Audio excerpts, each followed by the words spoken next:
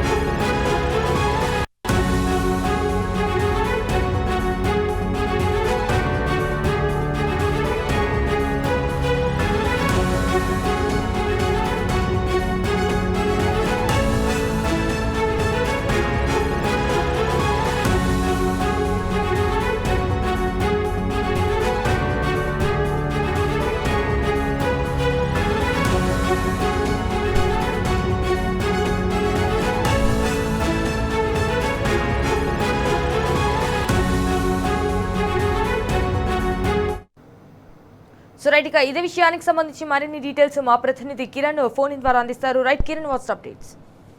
RTC కార్మికులతో ఇటు ఏఎస్ల కమిటీ చర్చలో లంచ్ బ్రేక్ ఏర్పడింది. ప్రస్తుతం లంచ్ తర్వాత కూడా మరో గంట పాటు ఐఏఎస్ల కమిటీ సమావేశం అయ్యేటువంటి అవకాశాలు అయితే కనిపిస్తున్నాయి. ఉదయం నుంచి కూడా ఉదయం 10 గంటలకు మంత్రులతో సమావేశం అంటూ చర్చలు జరుపుతామంటూ కూడా చెప్పింది. కానీ ఇప్పటి వరకు కూడా మంత్రులు అందుబాటులో లేకపోవడం, కనీసం ఎవరు కూడా రాకపోవడంతో ఈ ఐఏఎస్ల కమిటీతోనే చర్చలు కొనసాగుతున్నాయి. గతంలో సమ్మె కంటే ముందు రోజు కూడా ఐఏఎస్ల కమిటీతోనే దాదాపు 32 డిమాండ్ల మీద చర్చలు జరిపినటువంటి పరిస్థితుల నేపథ్యంలో ఆ సమావేశం అప్పటికే ముగిసింది. కనీసం ఆ సమావేశంలో ఏ నిర్ణయం కూడా తీసుకోలేదు. నిన్న ఒక కార్మికుడు చనిపోయినటువంటి నేపథ్యంలో హుటాహుటిన అర్థాంతరంగా రాష్ట్ర ప్రభుత్వం కమిటీతో చర్చలు జరుపుతుంది, ఖచ్చితంగా రాష్ట్ర ప్రభుత్వం మీతో చర్చలు జరుపుతుందంటూ కూడా ఊకదంపుడు ఉపన్యాసాలు ఇచ్చినటువంటి నేపథ్యంలో పూర్తిగా ఆర్టీసీకి సంబంధించినటువంటి అంశంలో చర్చలు జరిపేందుకు రాష్ట్ర ప్రభుత్వం విముఖత వ్యక్తం చేస్తుంది. ఆ సమస్యలకు సంబంధించినటువంటి అంశంలో పూర్తి స్థాయిలో రాష్ట్ర ప్రభుత్వానికి సంబంధించినటువంటి అంశంలో కూడా ఈ చర్చలకు అసలు మంత్రులు సమావేశం కొనసాగుతుందా లేదా అనే దానిపైన కూడా కొంత అవకాశం అయితే కనిపించట్లేదు. ఇప్పటికీ మంత్రులు పొన్నం ప్రభాకర్ ఇప్పటికే అందుబాటులో లేనట్టుగా తెలుస్తుంది. మరోవైపు అటు డిప్యూటీ సీఎం బట్టి విక్రమార్క కావచ్చు, అంతేకాకుండా మిగతా మంత్రులు వాళ్ళ ఛాంబర్ లోనే ఉన్నారు. వీళ్లతోటే కాలయాపన చేస్తూ ఉదయం నుంచి కనీసం చర్చలు కూడా పిలువనటువంటి 10 గంటలకే చర్చలు జరుపుతామని చెప్పారు. మధ్యాహ్నం 1 గంట దాటుతున్నా కనీసం చర్చలకు సంబంధించినటువంటి అంశంలో కూడా ఈ చర్చలకు కనీసం రానటువంటి పరిస్థితి అయితే మనకు కనిపిస్తుంది. ఐఏఎస్ల కమిటీతోనే ప్రస్తుతం లంచ్ బ్రేక్ కొనసాగుతుంది.